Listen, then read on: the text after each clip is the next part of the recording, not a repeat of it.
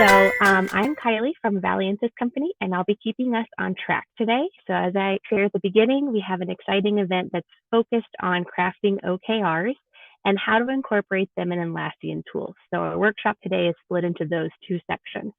One starting on how to craft those OKRs expertly, and then the second incorporating them into your day-to-day Atlassian tools. To ensure we get to all of that, I'll be watching the schedule on everyone's behalf.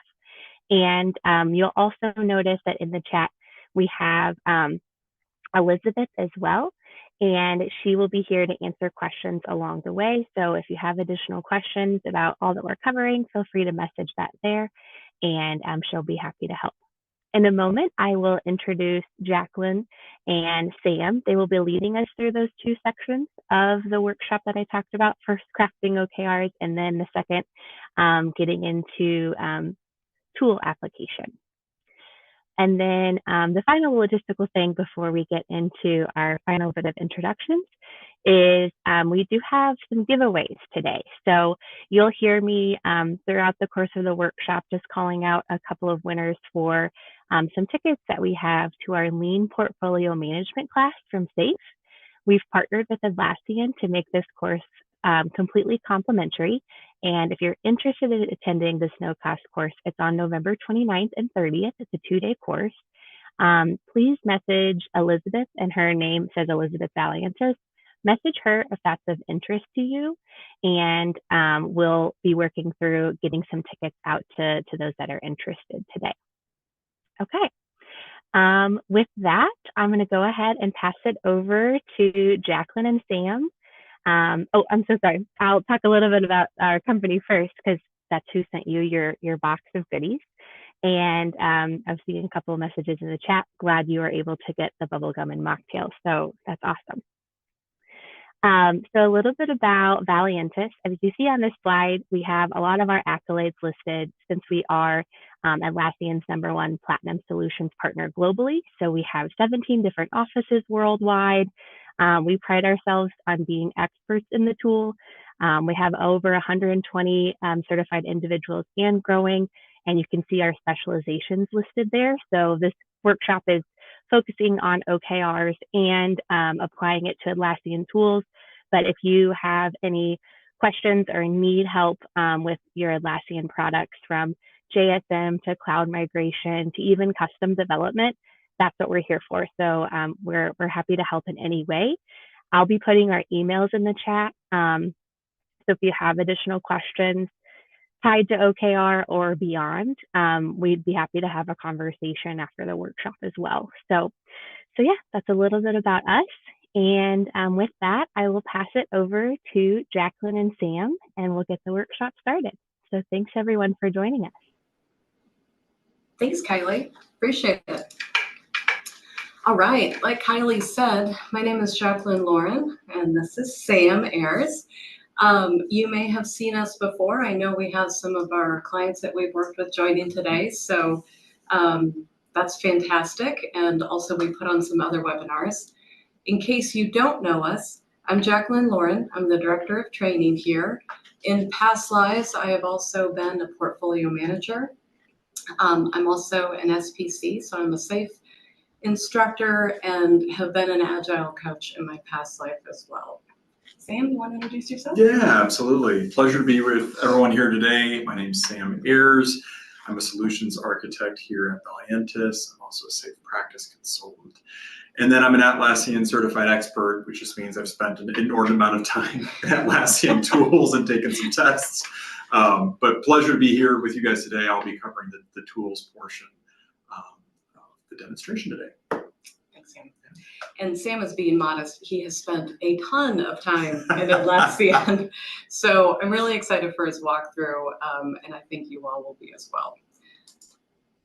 All right, so while you're enjoying those bubblegum cigars, let's talk about what we are going to review today.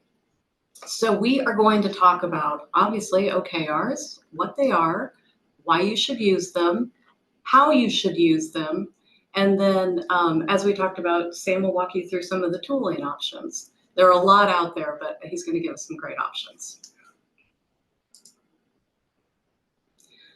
All right, what are OKRs and why should you care?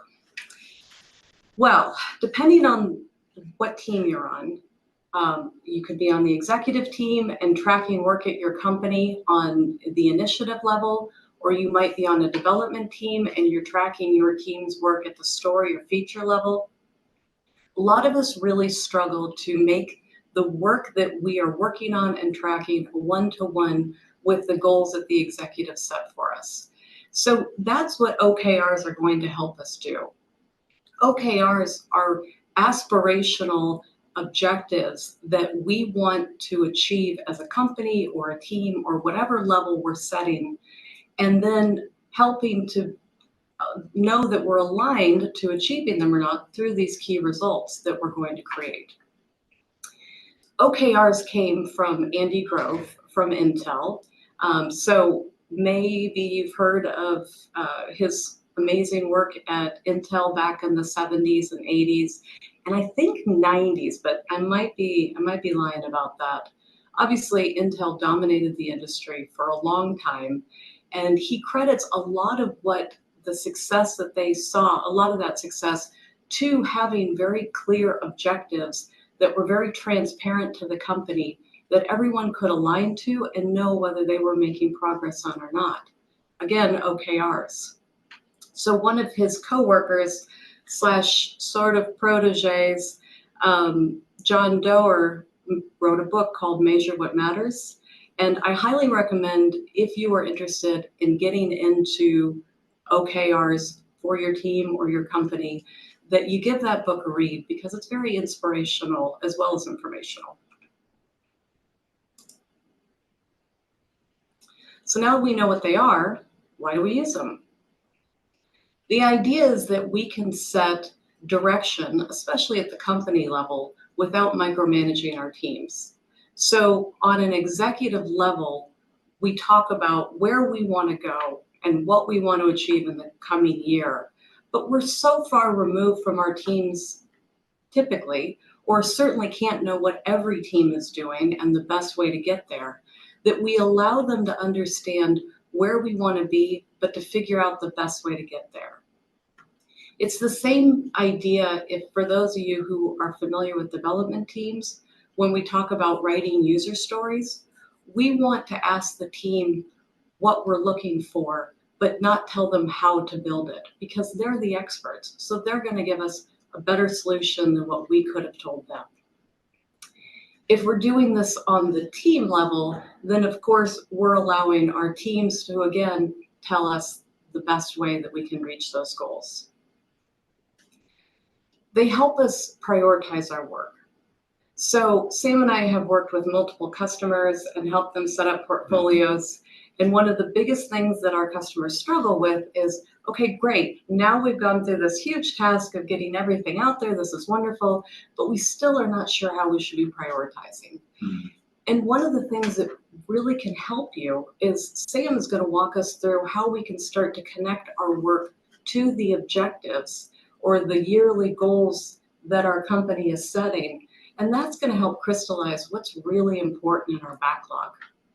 More importantly, it's going to help us with the key result piece of it, understand if we're making progress towards those goals. And then, as I already indicated, tracking the progress of those goals is also very critical for us. So the objectives themselves are more of a lagging indicator. They're more we know if we succeeded or we failed once we get there. We want to grow our business. We want to double our business next year. Well, at the end of next year, we either did or we didn't, right? But the key results are going to be our leading indicators and help us know how we're progressing along the way. So every month we might set a new key result to know if we have closed 100 new contracts that month, or if we have doubled the amount of people that we're reaching out to. Whatever the case may be, that's going to help us know before we get to the deadline of next year whether we're on track. So how do we write a good one? Some people will say that you should write just these outrageously ambitious OKRs, especially at the company level. And that's great. If your culture supports that and you have these big dreams, I think that's wonderful. Other people will say that it should be gentle pressure. But regardless of where you fall in that, do make sure that your objectives are hardish to reach, if nothing else. The idea here is that it's going to help us grow. So these shouldn't just be easy slam dunks. Let's just tell the board we're going to do this and we're already half done, like my yearly goals. But these should be things that are going to encourage us to put in the work, to be better, and then at the end of that quarter or 6 months or year, we're in a much better spot. Remember, these are aspirational goals that we are trying to rally everyone around. We are trying to set this North Star so we are all heading there. And so you want to make them appropriate for that. You want to make sure that you're writing your key results as milestones. So your key results, if you recall from a slide ago, are going to be what help us know whether we're on track or not. Keep that in mind when you're writing your key results. And this can be kind of challenging because some key results really seem like they're almost tasks. Others seem a little more milestone-y. Just keep in mind that this is going to help you and your team or your company, department, understand whether you're tracking well when you come together and review them. You also want to make sure that you have ownership. You assign the objectives to somebody and you assign the key results to somebody or some team. It helps us make sure that things don't start to slip. So if we put an objective out there, that's great, and we should talk about it, and there should be transparency. But maybe nobody is really feeling that ownership. Having somebody own something, as many of us know, is really critical to making sure that we have movement and make progress. And then OKRs, as I've said a couple of times, are really meant for every level. I think we've all been a part of organizations where our C-suite has set OKRs or some sort of yearly goal, and then we watered them down by tiering them from the CEO all the way down to our development teams. By the time it gets down 6 levels, it really is not as meaningful. So instead, I would highly suggest that at the leadership level, hopefully you're setting OKRs. That's critical. But then let your teams write their own OKRs, or departments, or every rung along the way. Again, making sure that they align to the company goals. But if you say, I want to double sales next year, let each team understand what that means to them and how they are going to achieve it. So if I'm in the marketing team, I know we need to double. I might think, okay, well, I'm going to set my OKR as starting a new social media campaign, because then I can really reach that many more customers. Plus, if we allow people on teams to set their own OKRs, they have more ownership with them. Let's look at some examples. That always helps me. So let's say this is a team level OKR and we are part of a support team. Our objective is to increase customer satisfaction with our service. That's great. That's a good goal. So the key results that we would have to support that. Let's say that we want to achieve an average survey score of 85% or above by the end of November. This will help us know whether we're starting down the right track or not. Reduce average response time to customer inquiries less than 4 hours. Start new feedback system that captures 500 customer responses per month. And conduct at least 2 customer interviews per week to identify areas for improvement. Now, you can see that what we're trying to do is really zero in on, we need to make sure that we're doing a good job with the customers, but also that in different ways, and really not only sending out these surveys, but we're starting to talk to the customers to get more detailed feedback. This would be a good example of what a 3-month team goal might look like. You could even extend it out further than that. And you'll notice here that we have 4 key results associated with this objective. The idea here, the best practice is typically between 3 and 5. All right, let's look at an example of the portfolio level one. So let's say that we want to streamline operations and increase efficiency. Our key results here would be to reduce project cycle time by process automation. This gives us an idea of how we're going to get there, but then also how much we want to improve. Achieve a 10% increase in resource utilization across projects. And then finally, reduce project delivery costs by 15% through resource allocation and cost management. Again, all of these are just going to help us. These are our milestones along the way.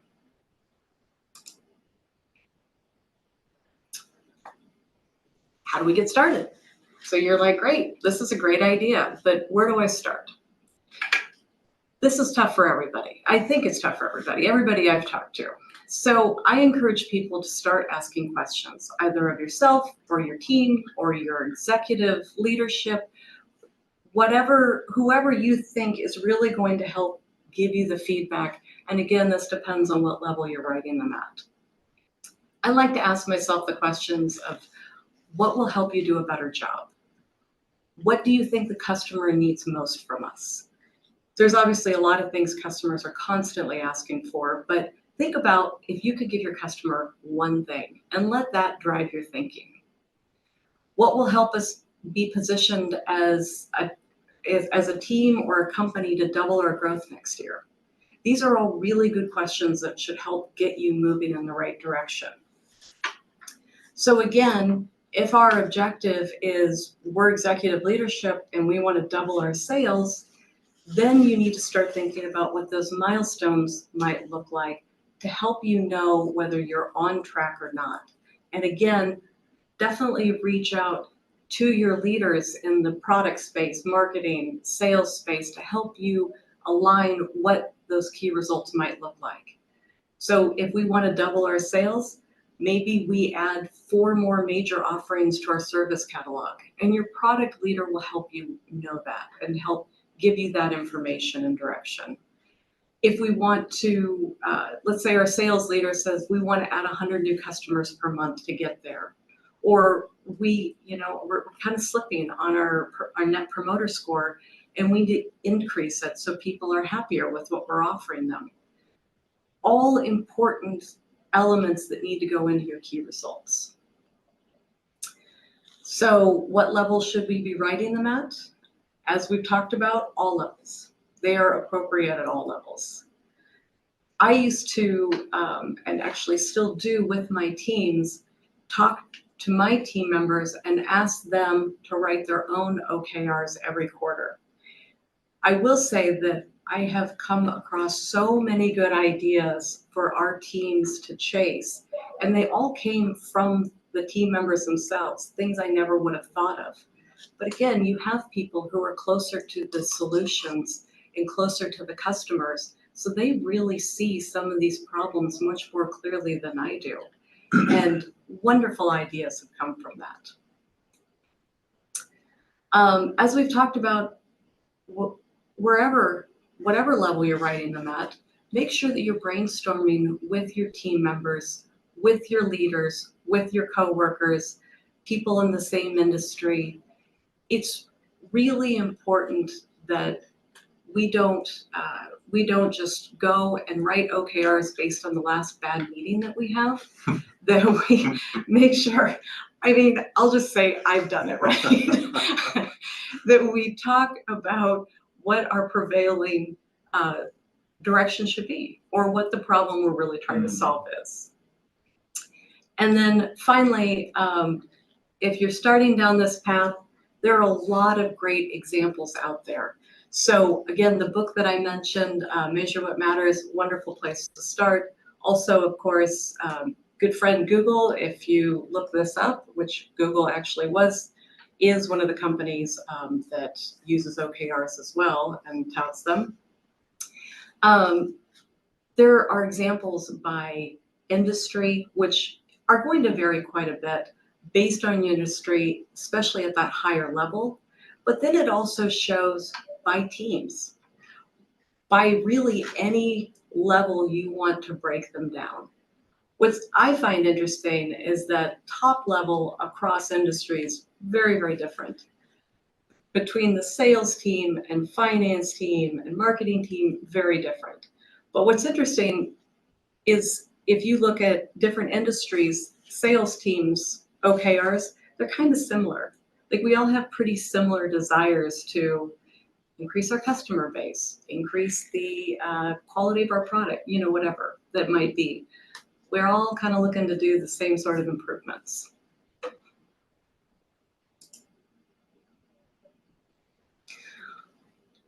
One of the questions that I was asked a couple of times in writing this is, so how is an OKR different from a KPI? Mm-hmm. So thought we would just talk about that. They are very different, but let's talk about what's different. And again, I was specifically asked this by my significant other, why don't you just use KPIs? So I threw that in there because I thought if he's asking, obviously other people might have the same questions. So OKRs, as we talked about to start with, they're aspirational. They're a goal that we're setting, a place that we want to get. A KPI is a key performance indicator, and that helps us understand for the initiatives that we have out there, how do we know whether we're successful or not? So they are more metrics to track instead of these aspirational goals. For those of you who don't use KPIs today, I do recommend that you add those to your initiatives or your epics, whatever you're calling projects in your company, or maybe even to your teams. So an example of a KPI for a team would be, let's go back to our support team example. Maybe we want to have one of our KPIs, how quickly we close out tickets, or how quickly first response to that ticket is. Or for a project, very popular one is we want to know if this is hitting the ROI that we expected by how much money we're making after we go live with the product. Or for a sales team, how many new contracts that we're writing per quarter. So you can start to see that KPIs, very important, just very different than OKRs.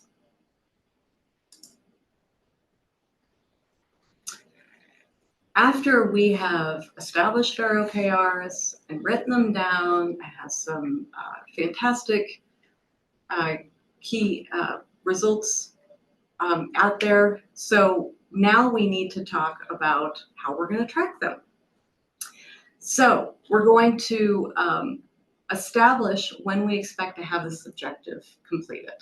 That's going to be one of our first things. You can write these really for any length of time. You can write them quarterly, you can every 6 months, every year.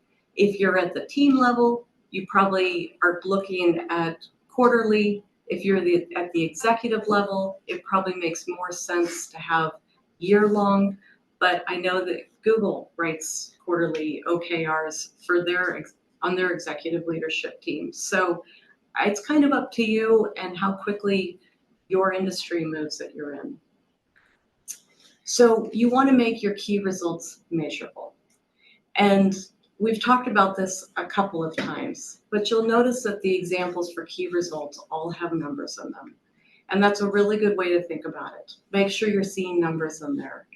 It's really critical for us to add numbers to make sure that we are aligning expectations.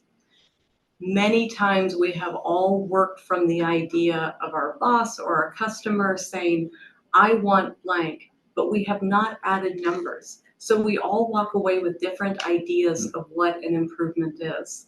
I want this to load faster. Great, it now loads in a second. Well, I was thinking, a tenth of a second. Okay, So make those key results measurable. It's really going to help you align. Scoring. So we have scoring for our objectives, and then we have scoring for our key results as well. And you can get complicated. It can be a pass-fail. It's kind of up to you and what works for you and your team, and to some extent will be dictated by the tool as well that Sam will show us. So some tools will lend themselves to specific scoring. Other tools that probably will play a little bit of a part.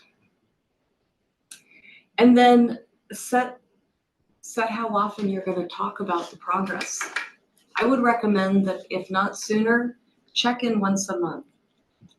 I have often, especially on the team level, checked in on a weekly or bi-weekly basis because my team members will often take their own tasks that they create that they want to bring into our sprints. They will enter them in every sprint or the beginning of every week, whatever process you're using with your teams, just so they can help to complete their OKRs on a weekly basis. But whatever the check-in point is, just make sure that you are making that known with your team. And because we're all busy, it slips our mind, right? I mean, we set these OKRs, we have these great ideas, these great goals, and then we don't think about it again until next time we meet. So if you, like every other industry on earth, get wildly busy and you need that weekly or bi-weekly check-in, by all means, but I would say bare minimum once a month. And lastly, I would say that the book that I've referenced a couple of times, Measure What Matters, it's also true that what you measure will start to matter. So know that when we talk about a goal to hit and how I am going to see success moving forward for myself, for my team, for my company, whatever, that immediately becomes very important to all of us and very front and center. A good example of this is when I used to be an agile coach for dev teams, one of the KPIs I would always suggest to them is number of stories completed in a sprint.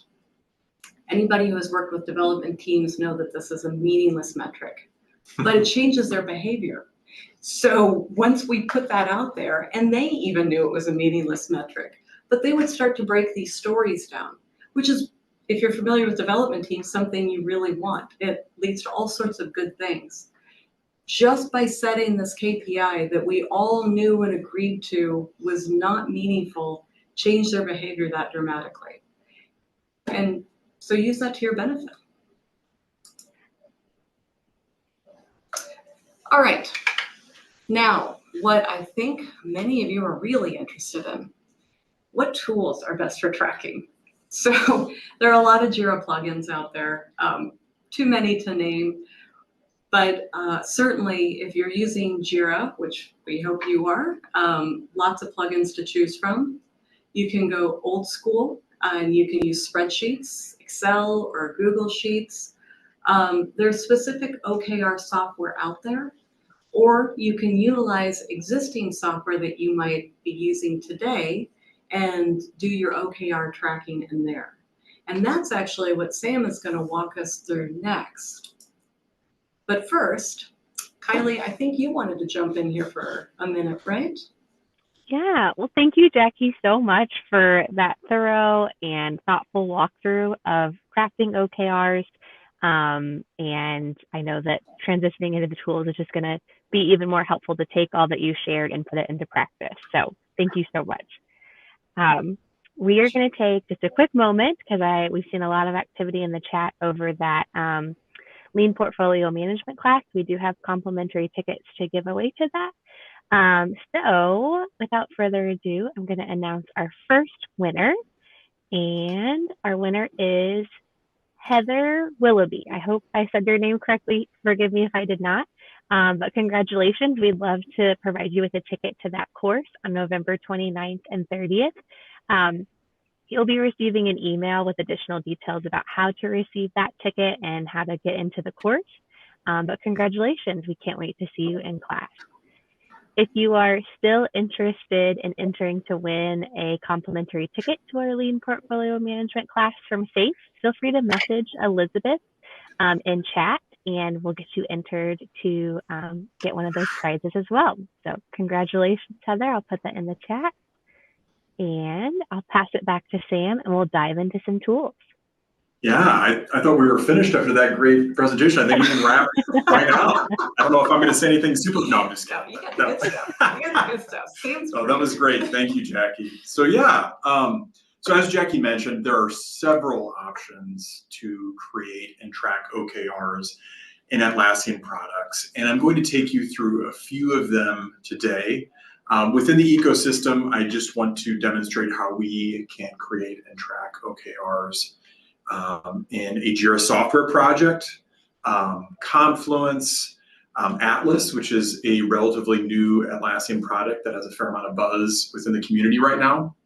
And then also we'll touch on Jira Align briefly. So with that, let me kick off the demonstrations with how one can use a Jira software project and a Confluence space to create and track OKRs. So just as a brief introduction to Jira software. So while Jira is used as an issue tracking tool for software developers predominantly, the native functionality, which includes projects, artifacts such as issue types, fields, screens, and workflows, allows us to create and track OKRs quite easily without changing too much out of the box, which I'll demonstrate in just a moment. So when used in conjunction with Confluence, which if you're not familiar, it's Jira's documentation and team collaboration tool, you may find that ancillary tools and add-ons may not be needed if you're already using Jira software and Confluence. So with that, I want to jump over to a demo space that I have created for this presentation. And the first thing I want to do, I want to take you through kind of, top to bottom what we would do. And so the very first thing we're going to do is actually create a project to track our OKRs. So I'm going to go to the top here, and then I'm going to click Create Project. And I'm going to use the Kanban template here. And this is basically just a summary of this template. It allows us to know what issue types are going to be created. If you're not familiar with Jira, everything is an issue. I know that sounds maybe more urgent than was actually the case, but basically it's just pieces of work that we're tracking. And so everything is assigned to an issue type effectively, and then we have a workflow that each issue type essentially follows. So that's basically what you're seeing in this summary here. So we like this template, and we're going to go ahead and use it. Use template. And then we have a couple of options here. We won't dive too deep here, but there are team managed projects and company managed projects. The big difference between the two is that team managed projects are truly their namesake in the sense that teams can administrate their own projects without any kind of administrative overhead, juxtaposed to company managed projects, which are typically managed by a few or select few of Jira admins, and there's a lot tighter controls in the realm of governance. Here at Valiantys, we love company managed projects. I'm going to go with one of those. All right, and let's go ahead and give our project a name. So we could say OKR tracking project or whatever title we like. And then I'm going to draw attention to this just briefly because this will be much more important a little bit later on in the demonstration. But I'm going to check or make sure that this box is checked for connect repositories, documents, and more. Ultimately, what this will do is create a Confluence space that will be linked to this Jira project, and that'll make a little bit more sense later on, but we definitely want to do that, so I'll leave that box checked. And we'll click Next. And from here, we want to uncheck Ops Genie, and we want to leave Confluence Cloud checked. And robots are working in the background, and we'll have our new project here in just a moment. And we can go to the project now. So this is a fresh, brand new project. And just to kind of preface what we're going to talk about, at least within Jira software, we can use the epic issue type as an objective and tasks, or the task issue type as our key results. We also have the option as Jira admins to go in and actually rename the epic issue type to objective. I would caution against that, maybe just because that's going to rename that issue type across your entire instance, which may make your development teams a little bit irritable in the sense that they are used to maybe having the verbiage of epic tied to their feature level versus objective, but just letting you know that you could hypothetically do that. But if you don't want to do that, you can technically still use the epic issue type and then leverage the epic name field to actually give a name to your objective, which I will demonstrate here very shortly. So with that, let's go ahead and real quick, I'm going to put on my Jira admin hat. So when we, and as Jackie mentioned, when we create objectives, we want to make sure that we are tying a target date to those. So I want to actually add the target date field to the screen or the create screen for my particular issue type that I'm using for objectives, which is the epic issue type. So I'm going to go into project settings, and then I'm going to go into screens. And then what I'm going to do is just, on this screen, it lets me know what issue types are tied to what screens via the screen scheme. And in this case, I can see that Epic is using this OTB Kanban default issue screen. So I'm going to go ahead and open this up in another tab. Again, what you're seeing right now is available to you if you're a project admin. The screen that I jumped into just now, just to kind of orient yourself for permissions and what I'm doing. This is restricted to Jira admins in the sense of adding fields to screens. So just a quick side note there. So we're going to use the target end field for this. And then what I can do is just actually close this screen, and we're going to go back to the project. All right, so I'm going back to kind of my team user hat here. And let's go ahead and create an objective. So let's click create. And we have our project that we're in now, and we're going to change our issue type to epic. And just keep it in mind that epics in this case are going to be objectives. And let's go ahead and throw it in a status of selected for development. We're going to change these statuses a little bit later on, but just so you know, we'll throw it in this status for now. And then as I mentioned earlier, let's throw our objective summary into the epic name field. So in this case, let's use become the #1 free mobile banking app for developing countries. And I'm just laughing at my very elementary typing ability that you guys are showing an immense amount of patience for watching me right now. So thank you. A lot of people watching this. Yes. I know. I used maybe half of the right fingers, so apologies in advance there. It's not a hunt and pack. You're good. Yes, yes, we'll get there. It's probably about 50 words per minute. So anyway, I digress, but we'll go ahead and copy the objective name into the summary field. And we have some attachments that we could add. It probably makes sense to have a description. We'll go ahead and add, this is a description, just generically there, but just understanding that you could throw a description in for your objective. And then we'll go ahead and assign it to me. So our objectives typically want to have an owner, and then we could assign a priority if we want to. And then also as well, we want to set a target for our objective. So just for grins, let's go ahead and shoot this one out to January 1 of 2025. Awesome.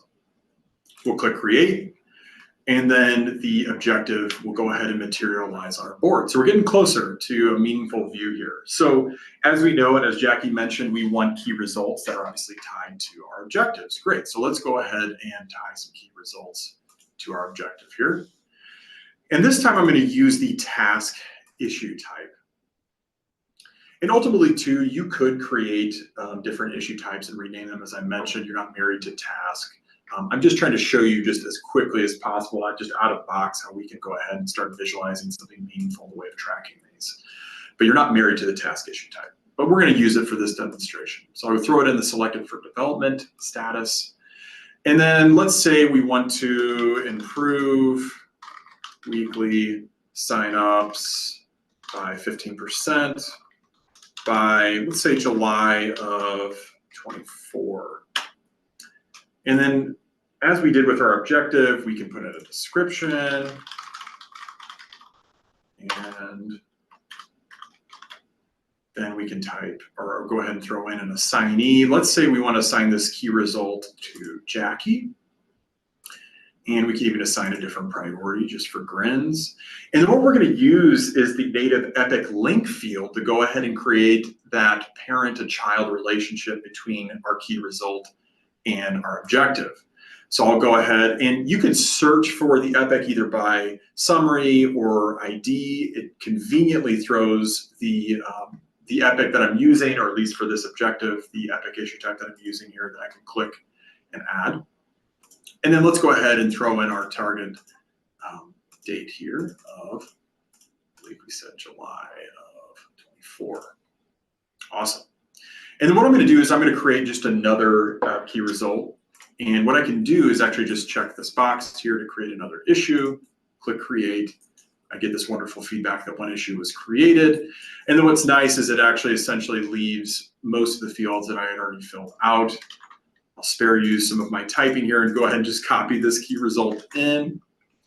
And we'll go to selected for development. Using the task issue type again, adding a description if we want to. And I'm going to assign this one to me, adjust my priority. And you can see that the Epic link was maintained here since I checked this box. And let's say we wanted to say September of 24. And I'll go ahead and adjust my date accordingly. Awesome. I'm going to uncheck this box because I'm finished creating my key results. And we'll click create. Okay, so we're getting closer to a view that we can kind of interact with here on a more meaningful level. Just to show you, though, the kind of parent-to-child relationship that we created, we can open our objective. And then we have this nice view of our key results that ultimately are rolling up to our objective. We can reassign our key results from this view if we wanted to. We can move them through their respective workflow. If I were to do so, you'd see this progress bar that you could use for tracking update. And then if I were to complete this key result, then you actually see a percentage complete against your objective as well, which might be helpful. And then one thing I want to show you as well, I think this makes this view a little bit more meaningful, is within the board settings, we can actually change our view based on what Jira refers to as swim lanes. And so I'm going to configure my board here. And then I'm going to go into our swim lane setting here. And I'm going to base my swim lanes on Epic, or in this case, objectives, since we have, again, tied our objectives to the Epic issue types. I'm going to go back to the board.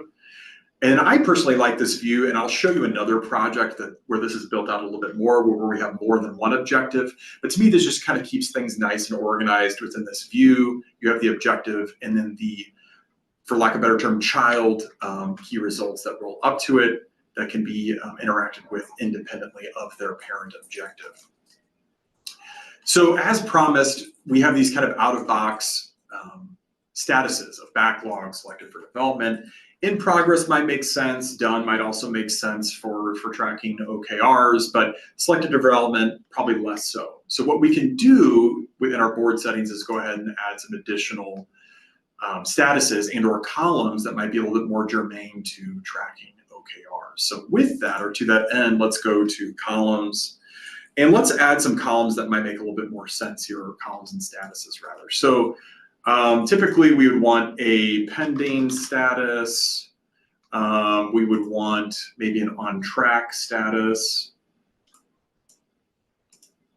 Let's say on track.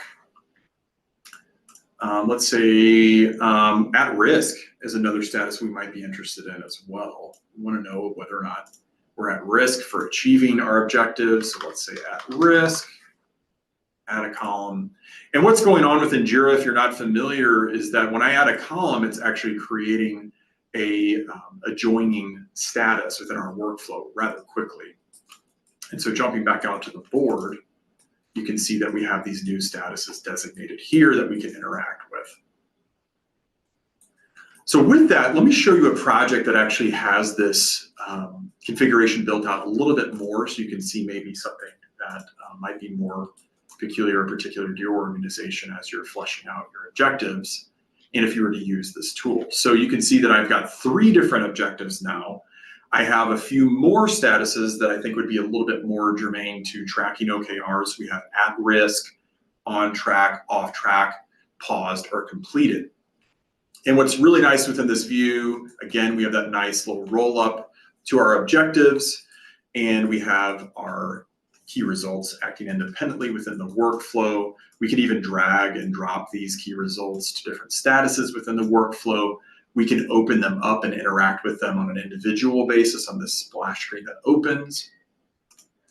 And then we can also open up our individual objectives as well and view all of the key results that roll up to them, the progress of those key results in the progress bar, and just a really nice be able to view to summarize. But yeah, go ahead, Jackie, were you going to say something? I'm so sorry to No, interrupt, please but, do. Getting some good questions here from the chat. Yeah. So just wanted to answer one of these out loud. Again, sorry for the interrupt. No, but, please. There was a question about projects, and hopefully I'm answering the right question here, but it sounds like there's a question about project linking. And I think this is a more general question that someone's asking about linking dependencies from across projects. And obviously that's something that you can do in Jira, but I think the question is, it's something that you should do. And ideally, all of our teams or our projects available. Okay, sorry, just reading an update there. I think Liz was trying to give me some feedback. You're going in the right direction, you're not. So hopefully, and Elizabeth, let me know if this answers it or not. Ideally, your projects would be totally independent of your other projects. In reality, that's a really hard thing to do. We quite often have dependencies on, we need to build this before we can build this. So I think the short answer is, when possible, make your user stories independent, your projects independent. But if that's not the world we live in, then obviously Jira has some great ability to do dependency linking. Yeah, absolutely. Great question. Yeah, and to that end, I actually want to jump to the timeline view here. So again, this is just a way you could track OKRs within a Jira software project, but let's jump out to the timeline view. And the timeline view, I almost kind of refer to it as Advanced Roadmaps Lite, because it offers a lot of the same functionality if you're familiar with Advanced Roadmaps as a tool, but just kind of on a project per project level. And so what's really nice here is within this view, if we wanted to, we could actually create additional objectives. So we could create an epic issue type in this case, and we could say, this is objective, we give our objective a summary, and then we could hit enter and actually immediately create an objective within our project. Additionally, we could create key results rather quickly here as well, just by clicking the plus button next to it and adding our key results rather quickly here. And again, these are creating Jira issues within the corresponding project and throwing them into a default status. The other thing too, what's really nice about this view is if you haven't set dates yet, you can, and really this roadmap view shines in the sense that you can kind of forecast and plan, and then set additional dates for maybe your key results or your objectives that don't have dates yet by dropping in a bar just by clicking in, or you can adjust those dates by dragging these out. And again, these adjust the dates within your Jira issues respectively. You could also, if you needed to re-rank your objectives, you could do also within this view. And so again, just showing you another visualization option for your planning sessions or your team check-ins when you're looking at objectives. This might be another view that's helpful for you to kind of review specifically dates, but then also at a high level, whether you're on track or at risk for some of your key objectives there and key results there. One more question. Yeah. Sorry to interrupt. No, please. It sounds like there's a question out there about whether this type of tracking is available in JSM projects. Oh, interesting. The timeline view, if that's what you're referring to specifically, isn't technically in JSM, although you could, if you have, if you're on Atlassian or Jira Premium or you're on the premium tier, technically you can visualize JSM issues in a roadmap view within advanced roadmaps. And really advanced roadmaps is a bulkier version of what we're looking at now. So that might be an option available to you depending on your tier that you're leveraging. Okay, great. Yeah, absolutely. One last thing too I wanted to show you guys within our objectives and or issue view here is the use or even potential use of subtasks. So a lot of times for our key results, we have some very specific targets that we're wanting to hit in the way of a percentage or something along those lines. And so, but we need somebody to complete some more definitive work against this key result. This is where a subtask could actually be really useful within the tool. So we could, let's say we have this key result of researching and buying the best available domain name by July 1st. Maybe we need something a little bit more concrete done. Let's purchase the domain. And we want somebody to actually go and do this. Click create, and then we have a subtask that's actionable on whoever we assign this to, and then the subtask also can have its own workflow here. So just to highlight that you've got another layer that you could actually realize here and actually assign some key tasks out in order to achieve your key results and thus achieve your objectives.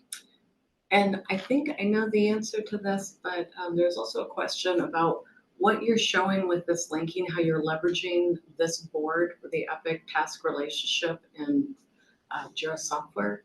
Is this available in JSM? Issue linking, yes. So you can link issues, and actually that brings up a really good point. So something that you might need to do with your objectives is tie them to your development work. And so what you've seen here, what you can see here that I've done is I've actually related this to a true Epic. So I know we're using, not to confuse things, we're using the Epic issue type as our objective. But in this case, you could actually relate your objectives to development work that's happening in other software projects. And so you could technically do the same thing within JSM projects if you wanted to link the work that's going on within Jira Service Management to an objective. You could also do the same thing through issue linking. But you would need Jira software in order to build that Epic objective. Yes. Okay. Exactly, yes. So yeah, that Epic and or Epic link relationship that we've leveraged for this view would be germane or at least specific to a Jira software project. Yeah, great question. Okay, great, thanks. Yeah, absolutely. All right, so as promised, let's talk about Confluence and how Confluence can be used to really strengthen and or augment what we have here. So with that, over on my panel here on the left, I'm going to navigate to project pages. And Confluence has a great option to be able to plan your OKRs in more detail via the OKR template.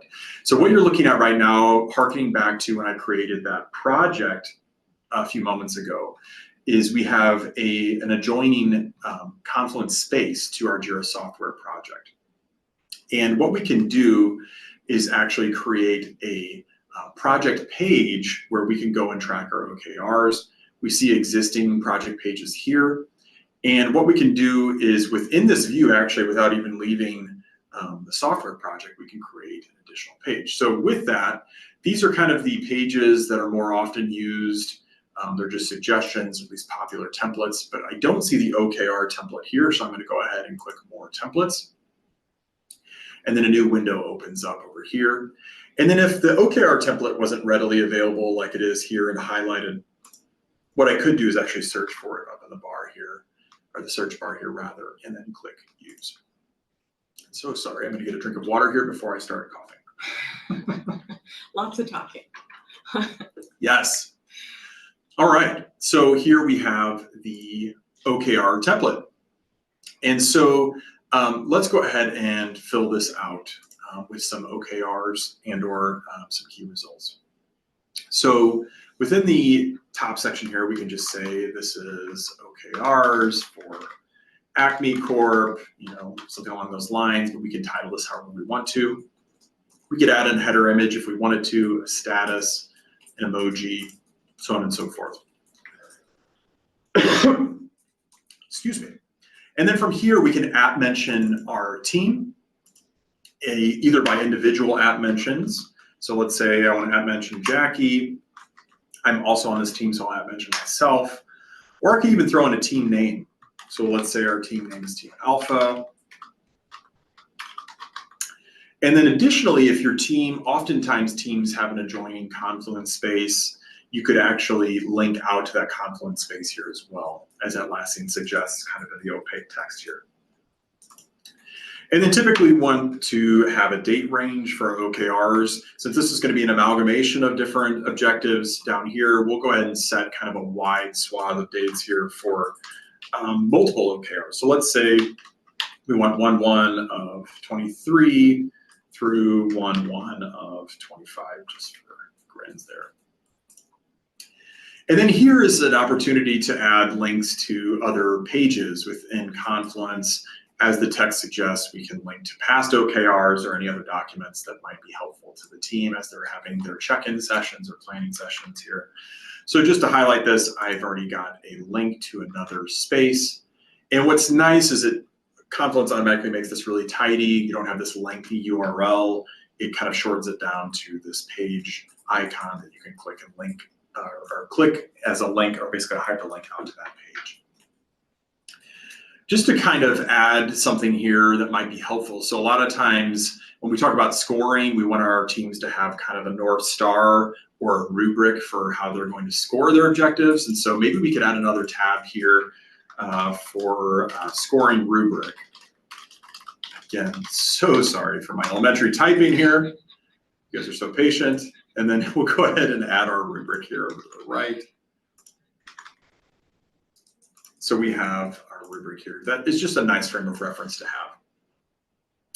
So let's go ahead and add some objectives and key results. So again, I'm going to use my same example, or the same example I used before. We want to become the #1 free mobile banking app for developing countries. And we can get rid of this text here. We want to assign an owner, like we've talked about before, to our objective. In this case, I can own this one. And then let's say we want to set an end of quarter objective score. So let's say that's 1. And that looks good. And then from here, let's add a key result. So let's say we want to do the same key result, improve signups by 50% by July of 24. And then we want to add an owner. So we have Jackie as the owner of this one. And let's say she's partnering with me on this. And then we have our expected key results score over here. And then as we're having those check-ins, we might have to have, or I would advise at least that you have some updates that you add to your OKRs. In this case, it's month by month. You could have weekly or bi-weekly update meetings as well. But in this case, the template defaults to a month. So this is where we could add statuses. Similar to a Jira, or what we just showed you in Jira software, this would be like almost like adding a comment to an issue. We want to make sure that we're keeping these up to date. And then the way the page is structured, we can have multiple key results under an objective like we would expect. So in that, or to that end, let's go ahead and add an additional key result here. All right. Get rid of the bullet point just for aesthetics. We'll add myself as the owner of this one. I'm partnering with Jackie on this. And again, at mentioning somebody in Confluence will actually notify the person you're at mentioning. So this is really just a powerful feature not to be overlooked in and of itself. And then let's say we have a less than optimistic score on this one. Let's give it this ominous yellow color and give it a 0.5 just to show some variety there. And then we could have our status options over here as well. And so you can see very quickly we've created a page that is ultimately very helpful for planning and tracking our OKRs, even just within Confluence.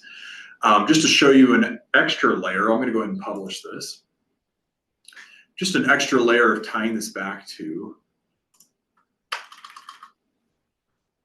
a Jira software project. Go ahead and publish this one. We want to publish it in this space.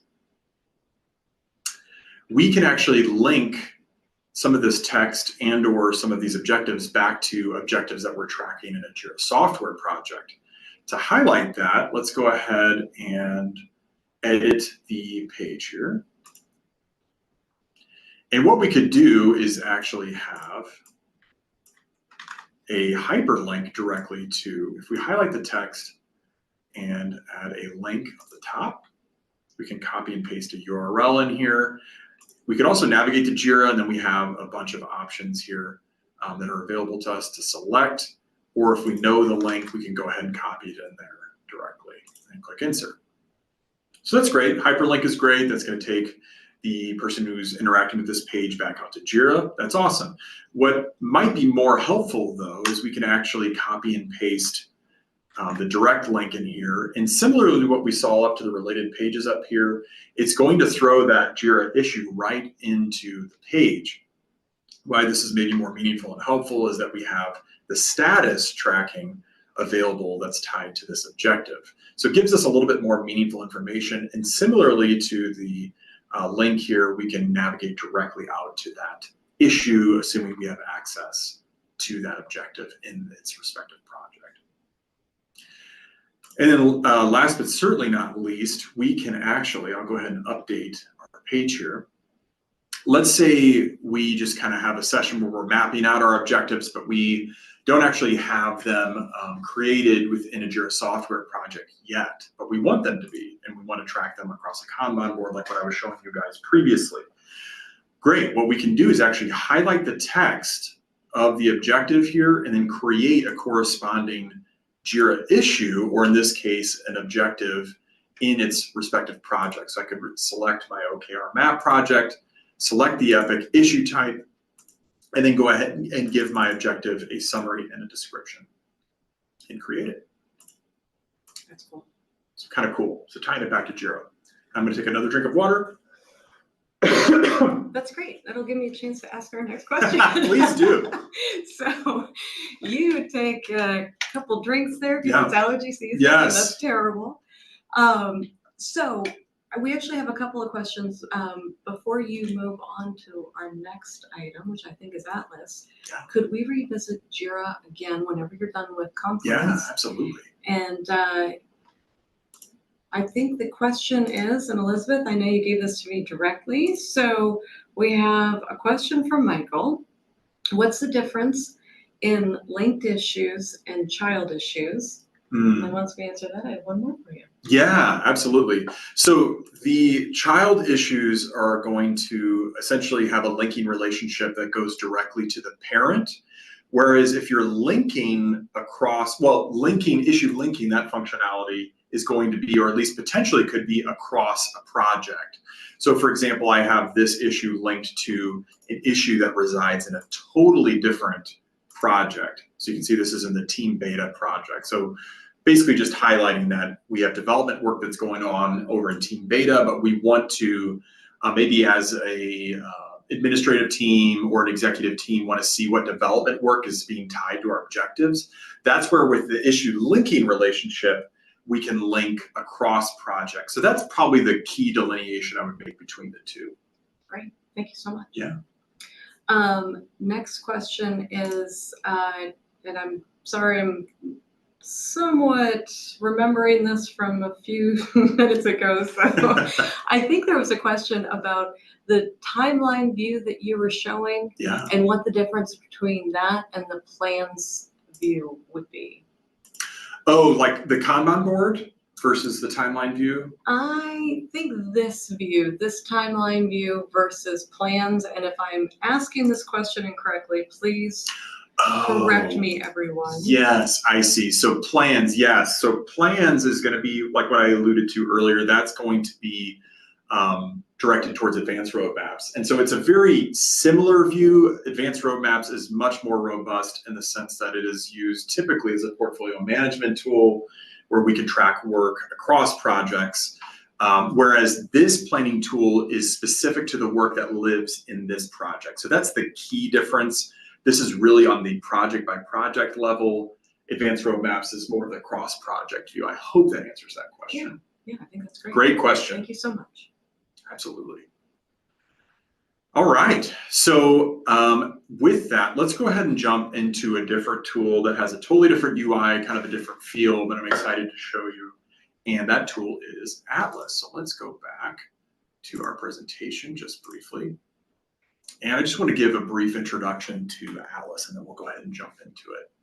So Atlassian Atlas is a tool that allows one to connect teams across a company to organizational-wide goals.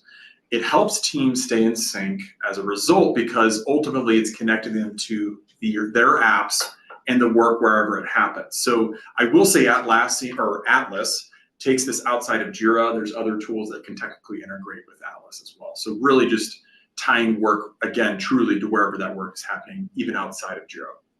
So Atlas's ultimate goal is to help teams understand what they're working on, why they are working on it, how it's going, and then ultimately what success looks like. So even just by nature, it sounds very similar to how we're developing objectives and key results.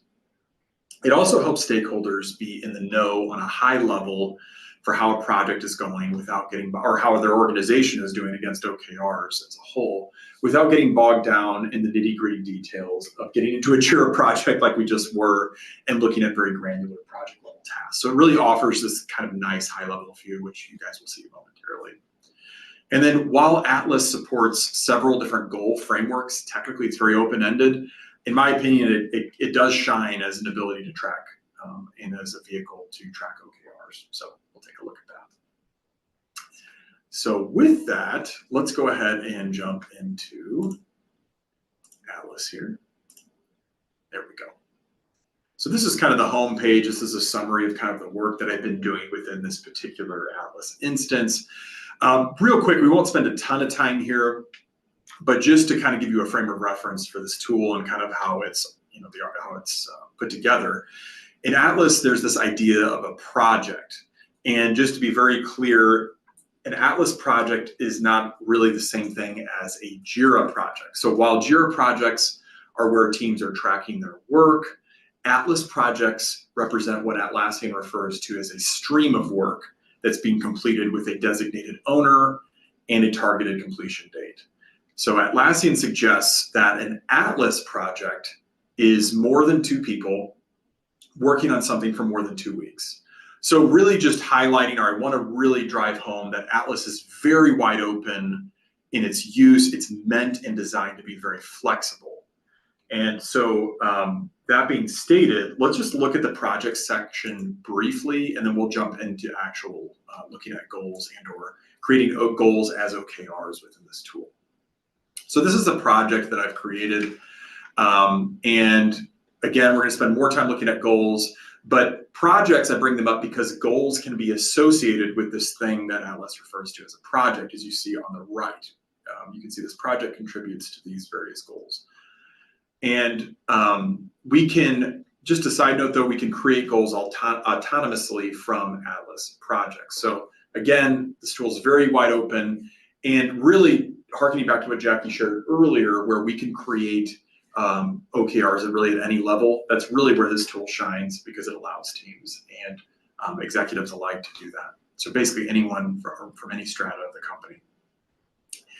And so ultimately we can create, to that end, we can create high level objectives or lower level team level objectives to anchor our work to.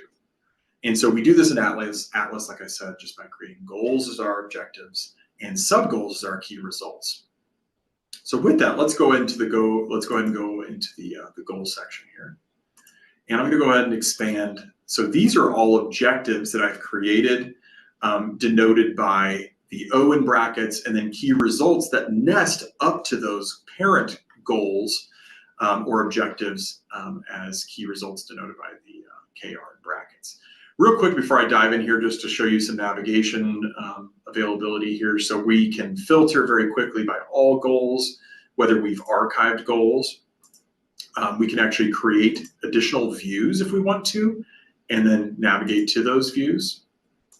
And then we can actually search for goals in the search bar here. And we have some other quick filter options. So if we've tagged our goals or objectives, the status of our objectives, the owner of our objectives, the team that's associated with them, who happens to be following the goal or objective, and then also a reporting line here. So just to show you at least some of those navigations options very quickly.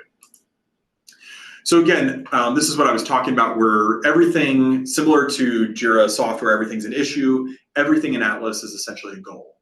But in this case, we're denoting whether it's an objective or a key result. And then we're using the native sub-goal functionality to create that parent-to-child relationship between an objective and a key result. So let's go ahead and dive into an objective that's already been created. We'll go ahead and jump into this top one here. So very simple, or very similar to that project view that I was showing you, we have this about section where we can have a description of our objective here. We have our update section. So this is where, if you're having that bi-weekly meeting or that monthly check-in, this is where you could update the status of your objective. So we could say, we're getting off track, and add a more detailed update than that if we wanted to. But at this point, this is where we have the opportunity to say we're at risk. And then we could post this. We have an option to add files, videos or images, emojis, grimace emojis in this case. We could add links, add more detail if we wanted to, which is kind of nice. It opens an additional window here. We have a frame of reference of who's going to see this. So you have this idea of being able to follow objectives and or goals within Atlas. Not totally dissimilar to within Jira software, where we can watch issues. We can follow goals within Atlas. I keep wanting to say Atlassian Access, I think. Totally different product. Anyway, Atlassian Atlas is very hard to say. So I'm going to stick to trying to say Atlas. So apologies there. It really is hard to say. So we'll go ahead and post this update. And then you can see that that'll actually go ahead and update our objective. And then also, too, as we would expect, you have the option to set a date to your objective. What's kind of nice is you can set the dates and or specific days, months, if you want to just target a month, or even by quarter. So really, really fast ability to kind of set a date there within that UI.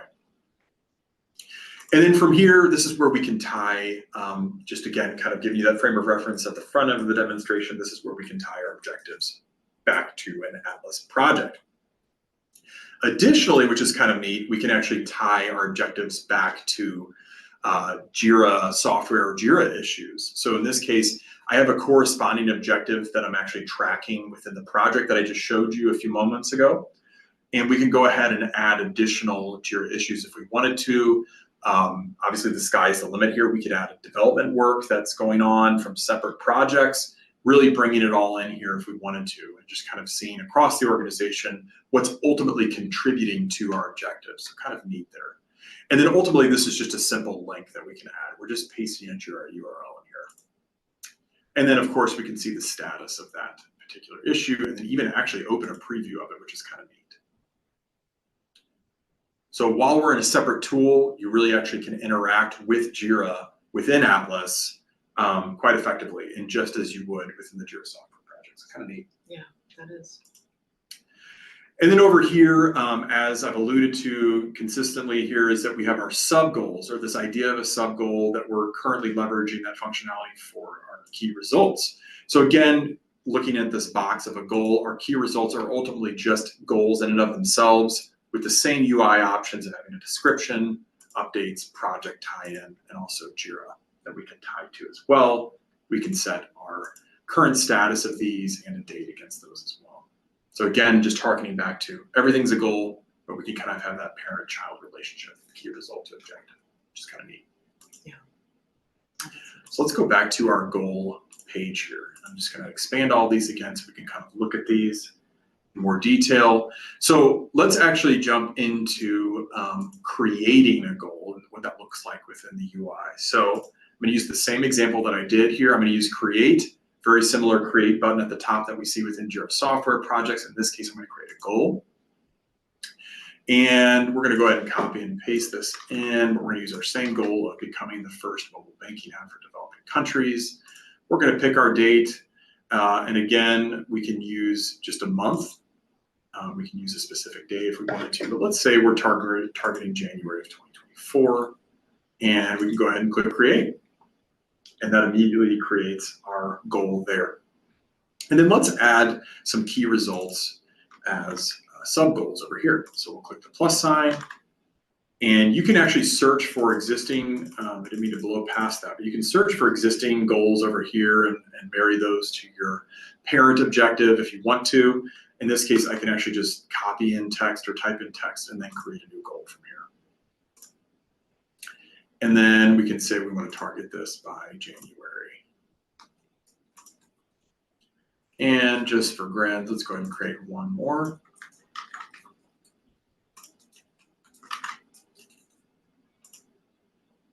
Perfect. And let's see, we want to target that one by March of next year. Awesome. So you can see that all of these are kind of grayed out, and that's because we haven't assigned ultimately a status or a score to them yet. And so what I will do is actually go into my goal, and let's say we're on track, and we'll give this a score of 0.8. And what's really nice is when you're scoring it, it immediately pops up with prompting you to add an update, which I believe is appropriate. And so we could say we're on track, here's why, and then post it, either adding some additional attachments, emojis, or whatever you want to add there. And additionally, we could do the same thing on our sub goals or our key results. And one thing I forgot to mention here, this is where I was going in and typing in KR to designate a key result. And then on my parent goal or objective here, this is where I can designate that this is an objective by just throwing in an O for objective. And then let's go ahead and give these a status here. So we can say this guy's on track, yay. And we can go back to our parent goal from the UI over here. Also say, and maybe this guy's at risk. And that details as to why, and go ahead and post it. And then what's nice is you have probably surmised we can go back out to the goal section and see our newly created objective here at the top with our key results rolling up to it. One thing I will say that would be really nice that currently doesn't exist, at least to my knowledge, is that you don't have the scoring and or status of your key results ultimately dictating what the score of your objective is or your parent goal is. So that is something you would have to calculate manually if you are using this feature. We'll see in Jira Align momentarily that this actually happens automatically, which is kind of neat. And then from here, the other thing too to note in that vein, you don't actually have to have the scoring ability configured. Let me go actually into the settings and show you where that is turned on. So if I go into the workspace settings and scroll to the bottom, you don't actually have to have status and score. And I will say the status and score is technically only on standard and premium subscriptions of Jira. So if you're using the free version, you're going to be limited to the simple status view here, but just to show you what that looks like. Again, still very meaningful, just doesn't have the granularity of the scoring. So let's go back to our goals. And then you can see that all of these will update to a more simple status of on track, at risk. And that may be enough for your teams, but just showing you that that's available. And just to toggle this back on, let's go back to status score. And then one other thing I wanted to show you is, let's go back to our goals. So similar to our Confluence page where we wanted to have our scoring rubric kind of in a readily available spot, the About section within your OKRs is a great space to add that. So here, this is where I could add or edit the description. I could type in scoring rubric, and even add some text formatting if I wanted to. And then copy and paste my scoring rubric in there just as a frame of reference for my groups there. So just another UI possibility there that might be helpful. Nice. All right. You know, before we move on to Yes. Jira Align, Kylie was going to do one more Yes, announcement please. about giveaways, and then we have a couple of questions hopefully we can pause for. That's great. All right. Okay. All right, everyone. Well, thank you, Sam, so much so far. As you guys are noticing, he is going in depth in the tool with you, giving you time to see what it actually looks like, how to take and apply that to your day-to-day. And that is a lot of what our training instructors do here at Valiantys. It's not just a slide deck presentation.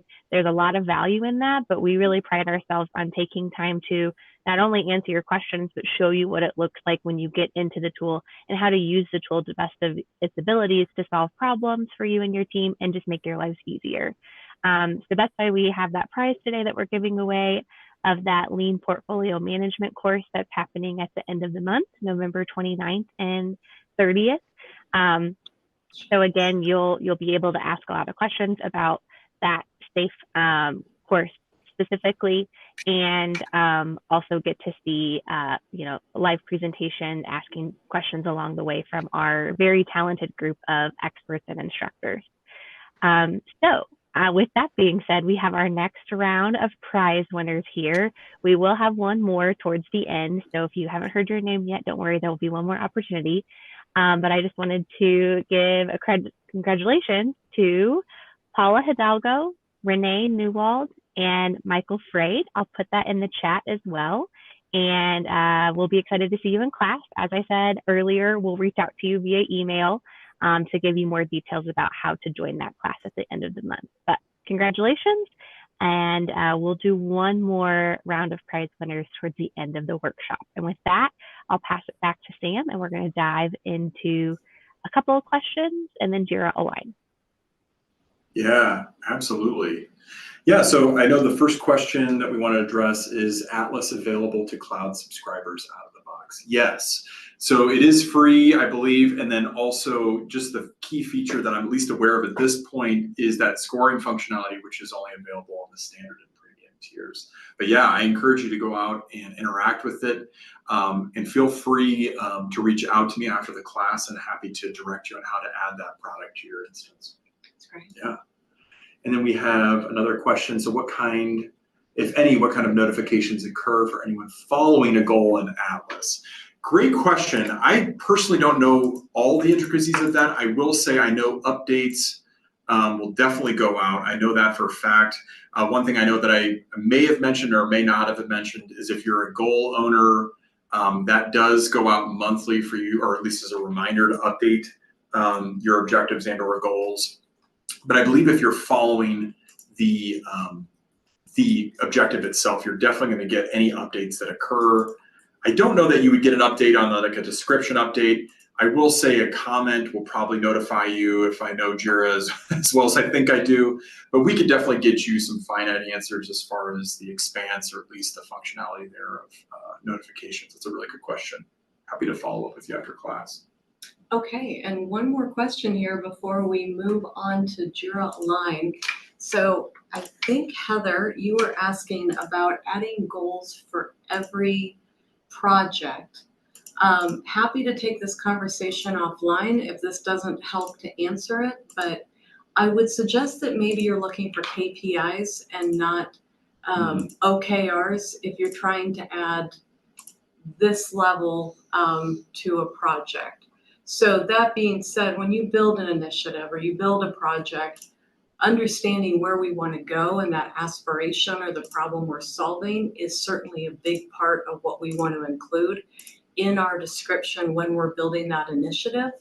And then KPIs to make sure that we're on track and being successful for what we'd like to see, the problem that we're solving, also very crucial for an initiative. I would think maybe OKR might be a little too deep to build per project, but again, happy to take this discussion offline if that's not helpful. Yeah, that's great. Okay. All right. Align. Let's finish this. All right, let's finish it out here. Okay, so yeah, we're going to jump into Jira Align. And just to give you a brief overview if you're not familiar with the tool, Jira and Jira Align have obviously very similar names, but I just want to highlight that they truly are two very different tools. They do integrate and sync with one another, however. They do have two different URLs, two different interfaces, and while they have similar purposes, there are some key differences between the two of them. So Jira software has some great modules that help both Kanban and Scrum Agile teams plan, execute, and report on their work. And organizations that find themselves moving up layers in scale above the feature level, like the program, solution, portfolio, and enterprise layers, may find that they need the ability to conduct long-term planning across the enterprise. And that's where Jira Align comes in as a tool to handle strategic planning and scaled development. So while Jira is really at the team level, we really start using Jira Align at the program level, if you're familiar with Agile practices. So Jira Align is a massive tool. Just full disclosure, we won't cover everything or really in its entirety during this demonstration as far as features within Jira Align. But if you do want to know more about it, we do have a Jira Align introduction webinar that we do that I heartily encourage you to attend. Vicky is one of our resident Jira Align experts. She does an amazing job with that webinar, and you'll get a lot out of it, I promise. So again, encourage you to join, and we can share a link to the next one that may be coming up in the chat. Yeah, I'll put that, and then our last one as well. I could put a link to our YouTube channel because all of our past ones are there too. So I'll put that there for you guys shortly. That's great. Thank you, Kylie. That's awesome. So what I do want to cover, however, is where and how OKRs are used within Jira Align. And so I want to look at a couple different areas within Jira Align. I want to start out, though, actually in the strategy room view. So let's go ahead and look at this snapshot here on the enterprise level. So to that end, we see OKRs being used across the layers of scale that I referenced previously. And within the tool, you may have executives more interested in a high-level view of how OKRs and their statuses, what their statuses are across the organization, what's the overall health there. And this is where the strategy room view at this enterprise layer really shines or may be most helpful to them. So OKRs, just as a quick side note here, can be associated with strategies, goals, and themes as examples, but really all goal layers can be treated as OKRs when key results are attached. So portfolio and program objectives with key results are rolled up by PI or program increment in the strategy row. So the average score, if I scroll down here, that you see in the OKR heat map, it's displayed to give an overall sense of health as it pertains to your objectives and goals throughout the organization. So again, something that an executive or somebody on the executive level might be very interested in. So with that, let's make a little bit more sense out of this view that we're looking at right now, which is the OKR heat map. So let me go and actually pull up a specific OKR that we can kind of interact with. So let's go to the portfolio objective layer here. Actually, I'm going to do so by clicking the link down here. And then this opens to a nice kind of filtered view that we can interact with these in a little bit more of a granular manner. And let's go ahead and look at the first one here. So this screen stays open on the left, as you can see, and then we have this pane that opens on the right. And this is an OKR within Jira Align. So very similarly, we'll just go through some of these fields very briefly. Very similar to a Jira software project issue, we have our summary, we have our description, and then we have a whole slew of key results that are kind of rolled up into our objective here. And if we expand these, we see some really helpful information on our key results even within this screen here. And so we can see our current count, our goal count, and then the baseline count if we've designated that. We can see our key result owner, our target completion date where we can set a date that makes sense there. And then we have the type of key results. So quick note on key results. So as we know, key results are measurable targets that define the success of an objective or goal. And that can be measured in count, dollars, percentage, net promoter score, NPS, or a score, which is a criteria-based score ranging from 0 to 1. And so to highlight that, if I were to create a new key result under here, I could give this a new summary here, key results, and then I can select the type of key results. So just again, aligning with those options that I just mentioned, we have a percentage, account, cost and currency, net promoter score, or a score that we can assign. And then if I scroll towards the bottom here, what's kind of nice, similar to the Jira software goals that we created, and also the goals that we created or objectives we created in Atlas, we can assign work items to them. So we can essentially roll up development work that's going on to our objectives, very similar to Atlas and Jira software. We can also call out dependencies, risks, and any impediments here that would be particular to this objective. And then scrolling back up to the top, we have our status. We have a bunch of different statuses here that we can assign to our objective. We have a link to our objective tree. And then we have our objective score, which is ultimately driven by our key results progress here. And I'll show you momentarily how that score automatically updates, as I mentioned earlier. And then just a couple other quick things. We have our objective schedule that's tied to our various PIs.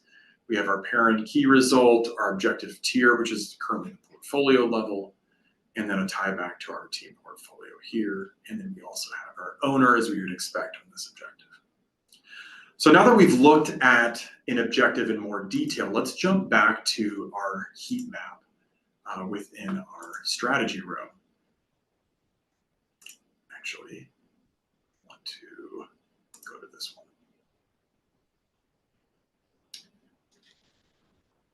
So hopefully the heat map makes a little bit more sense. So each row, just to kind of break this down a little bit, each row contains blocks to reflect statistics for objectives at the strategic goal or the objective level, which is everything here from portfolio on down.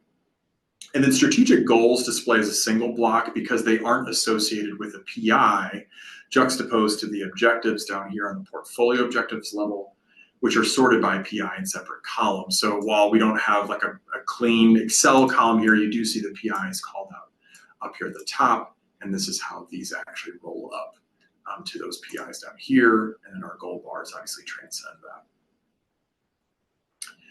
And then for each block essentially displays the average percentage of progress made on the key results at the strategic goal or objective level. For strategic goal blocks, the percentage is in PI specific. So for the PI specific objective blocks, progress is only calculated for key results of the objectives at the specified level that are associated with the PI. So scrolling down here, so again, just kind of a high level view, and hopefully that makes a little bit more sense, but just scrolling down here to the OKR tree, this might also be a helpful view on a high level because it shows how all of our objectives and goals ultimately roll up to a defined strategy that we've called out within our strategy pyramid here. And then what's really nice is at any point in this view, I can click on these links and start interacting with objectives in a more granular manner. So what you saw previously is I can click on that link and it opens essentially a filtered view.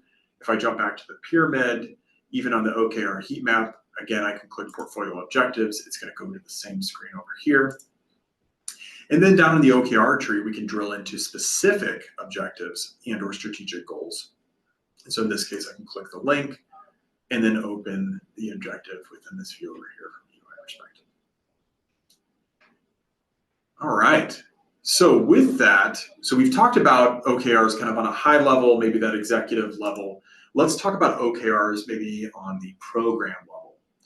So, and ultimately this is gonna be a more detailed layer and will get us to the point where we can actually show you how we would create an OKR within Jira Align. So with that, let's go to the program layer and let's go to website services. And let's go ahead and select a specific PI. In this case, we're going to select PI1, PI.1. We're going to click apply, and then it throws us into our wonderful program room here momentarily. So a lot going on here. We won't unpack this. Again, shameless plug for the Jira Align introduction webinar. You definitely want to attend that. But that being said, let's jump to the program board. Staying focused on OKRs here. So within the program board, there's a fair amount going on here. This might be familiar to you if you work with Agile teams. And what we have are our team and program objectives here at the top. We have our respective teams down here on the left side, and then the sprints that these are tied to. And what's neat about this view is if I just run my mouse over our objectives here at the top, we can see that everything else is kind of grayed out except for the sprints that are associated with this objective. And then just as a quick note, the color of the objective reflects the potential for planning errors. And so to denote that further, I can click into this objective and then see essentially a nice summary of the planning issues that I would probably want to address to correct that. And then this is kind of a simpler view of our objective. We have the description, the type of objective, the business value that's assigned to it, whether or not it's completed. And then kind of nice, we actually have our features that are rolled up nicely to that objective as well, and any dependencies or risks that are called out. So with that, let's go ahead and jump over to the objective tree where we can actually view the OKRs in more detail and then also create one as promised. So we'll jump over to the objective tree on the navigation pane over here. And real quickly, before we drill into one of these OKRs, just want to highlight, this is the new user interface. I personally love it. It feels much more like native Jira to me, just as a side note for whatever that's worth. And to that end, we have something very similar to board filters at the top, which these aren't truly board filters, but we have these nice drop-down menus where we can choose our objective tier or our goal tier. We can choose our selected programs here, our program increment if we want to. We can search for objectives. We can also filter by status. So if we wanted to look at just objectives that are off track, we could. We can look at are they owners that are assigned to our objectives. And then similarly to our board functionality where we can look at our own issues within a Jira software project, we have this filter of looking at only my objectives. And then we have these nice buttons here as quick filters where we can very quickly look at objectives that are off track, at risk, on track, or completed. Yeah, and then we have some export options as well, which ultimately just throw these into a zip file that you can interact with. And then ultimately, these are just CSV files. So another way to kind of take a look at your objectives, you can pull them into Excel, which is kind of nice. So with that, let's go ahead and take a look at the second OKR here and just kind of talk about what's going on. So just to highlight, again, this is going to be the same user interface that you saw back out in the strategy room. So it really is nice to have that congruent UI behavior when you're in kind of the program view versus the strategy room view. We don't have to go through all these fields again, but it's just to show you that that's also congruent the way of the UI. So as promised, let's go ahead and create an OKR within Jira Align. So very similar to a Jira software project, we have our lovely blue and ever familiar create button at the top where we can select that we're going to create an objective. And then we're immediately taken out to this new UI experience where we can click create an OKR. And then we can choose the tier that this objective is going to belong to. So in this case, I want to choose the program level, and I want to tie this back to website services. And then we'll click create an OKR. And this actually reminds me of kind of the bulk move menu. If you're familiar with Jira software, it's very similar to that. It's going to take you through a very user-friendly wizard where you just make a selection and or type in what makes the most sense. So in this case, we want to, let's use a different example. So we're going to have our objective summary be reach meaningful scale by achieving 5,000 software subscriptions per month. I accidentally cut that off. So sorry, but we can edit our summary here quite easily and click the check mark to assign that change. And then let's say the description is the same. That's fine. We could type something differently in here if we wanted to. You have some wonderful options here to format that text as needed, add additional links, add a table even if you want to, which is kind of neat. And then we'll click save to commit that. And then we want to go ahead and schedule our objective in the way of tying it to a PI. So in this case, we can use the current PI, an upcoming PI, or select a totally different program increment. In this case, we'll go ahead and select PI.1. We have our objective reporter. And then we can add any contributors as needed. So in this case, I'll add Elizabeth here as a contributor. We can add additional contributors as needed. So we'll go ahead and add Adam as well. And then if we wanted to, we could select a parent objective that this aligns with. In this case, we'll leave that out. So let's go ahead and add our key results. So again, just kind of walking through the wizard here, very easy to use. In this case, let's go ahead and say we want to add an NPS above 90. That sounds like a good key result. And in this case, we want to use the Net Promoter Score type. And we'll click Add. And then we have a few other options that we need to interact with. So if we're using NPS, we need to set a baseline. So let's add a baseline of 90, and let's add a goal of 100. And then we want to put in a target completion date. We'll put that a little bit farther out. We have our key result owner here, and we have our type that we already designated. Great. And then we can move on through the wizard here.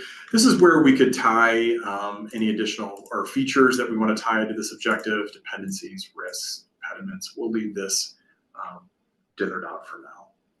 So we're ready to publish. You also have the option to save this objective as a draft, which is kind of neat as well. So if you need to come back, gather some more detail, you are at liberty to do so. And I'll go ahead and publish this. And then again, we're met with the UI that we've come to know throughout this demonstration. And just to show you how the objective score ultimately gets updated based on the status of our key results, I'm going to go into the ellipses here and perform a check-in. And real quickly here, you can actually click check-in down here on the bottom right as well. You also have some reports functionality here that you can interact with. It's not going to be super meaningful since we haven't really done anything with this one yet. If you'd like, I can show you what that reporting looks like on a key result that's more fully fledged. We'll go ahead and check in here, and let's assign an NPS of 90, or let's do 93 actually. And we'll say updating this, the score, or whatever update makes the most sense. Again, you have some formatting options available to you. Click update. And as you can see, even on the right side, I can close this window. My objective score is automatically updated based on what I've added as an update within my key result. So kind of neat to see that score update automatically to the UI. Great functionality. Yeah. All right, so with that, that concludes what I wanted to show you guys within Jira Align today. And I believe, am I pitching it back to you, Kylie? Yes, we are on our last few winners for the LPM course, so I will get right to it. I will stop the anticipation.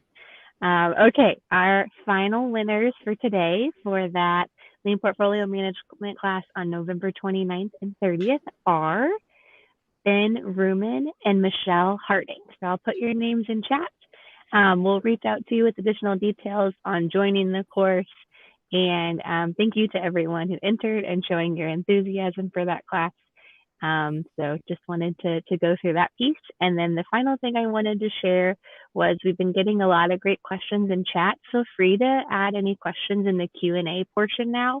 As you see, the Sam slide has changed, so we're going to move on to that, just taking time to dive into all of the valuable information you all just heard. What questions do you have now that you want to take back to your company and your team? So feel free to put those in the Q&A. That'll just help us make sure we're navigating through those efficiently. And then I will again put in our emails in the chat one more time. So if you have questions after the workshop, you feel free to reach out to us there. So with that, I'll pass it back to Sam and we'll get into Q&A. And I think Sam is answering the first question right now. Yes, we had a great question from Renee. The scoring in Atlas, is it only available in premium, the paid version? Technically, yes. So it's only available within standard and premium tiers. So those are both paid versions, but correct.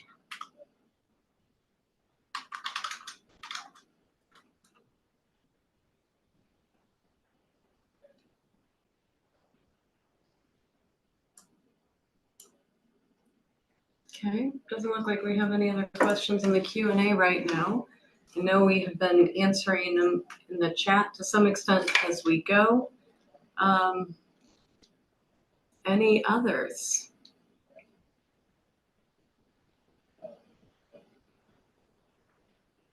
All right, well, as you can see, our contact information is shared here on the screen. And I believe that Kylie said you just put some in, or excuse me, our email addresses in the chat. So you can easily click on that and contact either myself or Sam with any questions.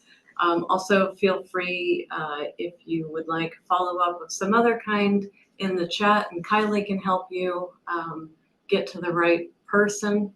Otherwise, thank you so much for your time today. It has been an absolute pleasure to have this conversation. Absolutely. And we hope to see you again soon for another webinar.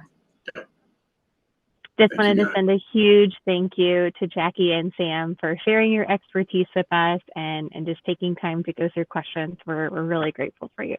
So thank you, thank you. Yeah. It looks like we had a couple questions popping in. Oh, yeah. Okay, great. Big picture or Jira line? I'm currently looking into big picture and I'm curious. Oh, that's a good question. Yeah, there's a lot there. Yeah. I almost wonder if Hey, Sam.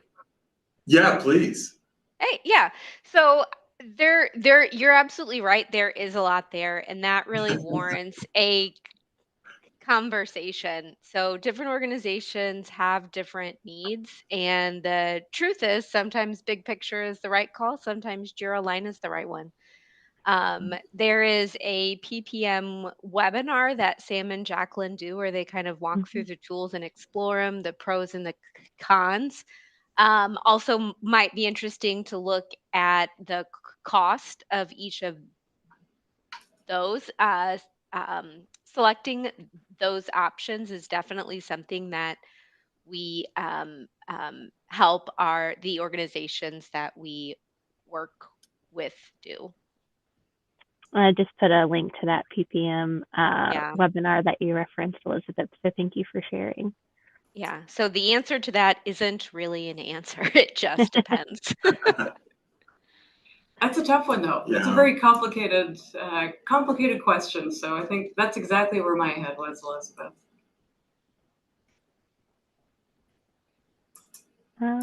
Okay, I just wanted to circle back and forgive me if we answered this one. So we had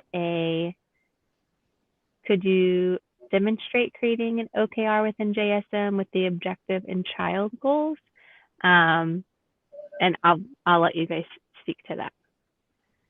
I think we did talk about the Okay. JSM questions that were towards the beginning, and then the child linking versus other linking. Yeah. Okay. Yep. Okay, good.